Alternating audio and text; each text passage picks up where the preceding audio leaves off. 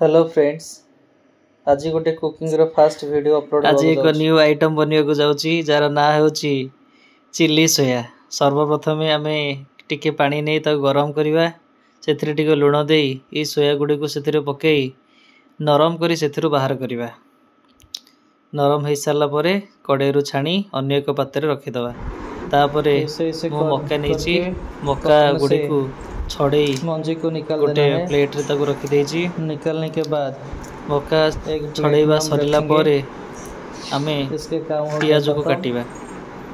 देखि नतु पियाज को केमिति आमे को साइज रे करी काटिबा चिल्ली पई। ए भली पियाज को हमको काटिबा को पड़िबो। तापरे कैप्सिकम को ए भली छोटो छोटो पीस करी काटी के ताको रेडी करी रखिबा। देखंतु कैप्सिकम को साइज रे आमे काटिबार अछि। लंका को मध्य ए भली काटी ताको रेडी करी रखिबा। छोटो साइज रो दीटा बीट नबा, गोटे बीट को बर्तमान कटा जाउछु। देखंतु को भली भाबरे बीट को आमे किपरि छोटो छोटो करी काटिबार अछि ताहा देखि नियंतु। ए भली ही बीट गुडी को छोटो छोटो खंड करी काटिबे। देखंतु बर्तमान कैप्सिकम पियाज एवं बीट काटी की संपूर्ण रूप प्रस्तुत होई रखा जायछि। छोटो अदा खंडे नबा, तापर ए भली छोटो छोटो पीस करी ताको काटी प्रस्तुत करी रखिबा। तापर देखंतु रसुण गुडा को मध्य अति छोटो छोटो पीस करी कटा जाउछि। एहा को काटी मध्य हमें रेडी करी रखिबा। प्रस्तुत करी बर्तमान रखिले फेरे ग्रेटर नथिबो, हमें नेचुरल कलर पई ये बीट को ग्राइंडिंग करी मध्य दे परियो। हम पाखे ग्रेटर नथिला तेणु आमे ताको ग्राइंडिंग करी कलर पई जो भिजे के हमें सोया बड़ी रखी थिले ताको बर्तमान चिपुड़ी की सुखा करिवा। सोया बड़ी करिवा परे प्रथमे आवश्यक अनुसार हमें बा स्वाद अनुसार हमें लूण पकेले। देखि नंतु स्वाद अनुसार लूण देबे। लूण पड़िबा परे पुणी सोया सॉस को एथरे दिया गला टेस्ट पई। सोया सॉस रो टेस्ट भारी बढ़िया। तापरे चिल्ली सॉस मध्य दिया गला।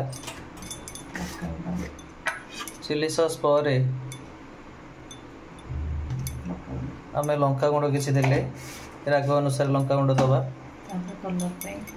कलर पई आमे ग्राइंडिंग कर रखिथिबा बीट को हमें पकेले थिरे।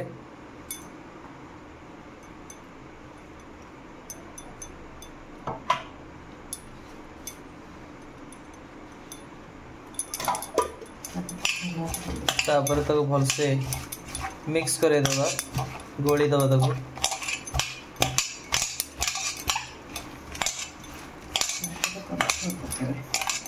भल भाव गोले सारिबा परे तापरे कॉर्न फ्लोर गुंड को हमें पकेबा एथरे दबा। देखंतु 2 चम्मच, 3 चम्मच, 4 चम्मच, हमें बड़ी 4 चम्मच एतिक अमाउंट रो सोया बड़ी पे 5 चम्मच, एतिक अमाउंट रो सोया बड़ी पे हमें 5 चम्मच कॉर्न फ्लोर को एथरे ऐड करले। ऐड करिकी भल भाव मिक्सअप बा गोलेबा परे तार कलर टी ई भले हे गला। देखि नियंतु पूरा पकरे बर्तमान मिक्सिंग रेडी। एठारे सुखा मसला हिसाब रे 8-10 टा गोलमरिच सहित गोटे जायत्री आउ अनासी फूल 3-4 टी लवंग नि जाईछि एवं अलैच मध तेल नि जाईछि। तापर बड़ी के तेल रे दबा। देखंतु बर्तन दिया चलछि तो गोले के रखिले सोया बड़ी ताको बर्तन रे तेल रे दोछि। तेल बेसी न पानी, तेल वेस्ट हबो।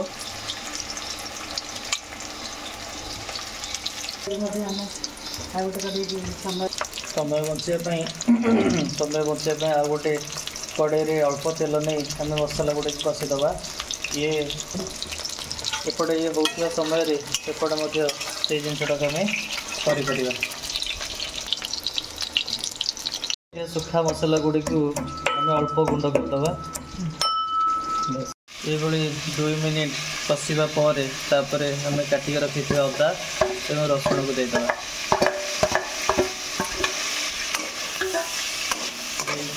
घाटी चलवा पाखापाखि 5 से 7 मिनट समय मिनिमम नब जो सोया गुड़ा में छाड़ा रखी टे हार्ड होपर बर्तमान टे हार्ड हो सारी बाहर करदे बाहर कर तेल आउ बड़ी सोया गुड़ा को छाणिया बाहर करके प्लेट में रखा 8-10 मिनट ये कषिला गरम मसला टी आम दवा तथे गरम मसला बर्तमान छिंचा चली मैगी मसला थी आउ भल होता कि ना मैगी मसला ये आम कम चलवा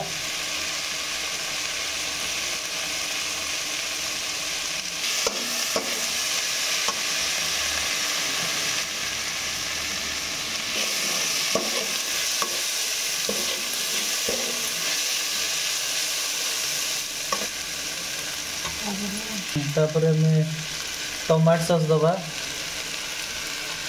टमाटो सॉस किसी बर्तमान दबा देदेले आवश्यक अनुसार टमाटो सॉस देते हमें तापर चिल्ली सॉस किसी देले अल्प देते कारण राग हो राग कम खाती से देखिए अल्प टिके ही देखे तापर सोया सॉस टी आम दबा देखो अल्प अल्प दे बेसी देवेनि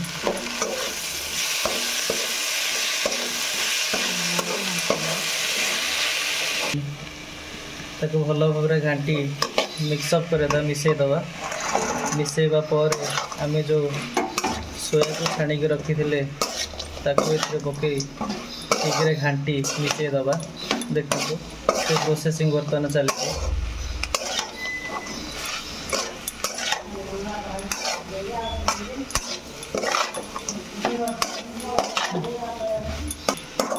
ये 1-2 मिनट मात्र बेसी फ्लेम न दे मीडियम फ्लेम रे 1-2 मिनट घाटिया भल भाव मिक्सअप हो गला बंद करी तापरे खाइबा पे परसिया।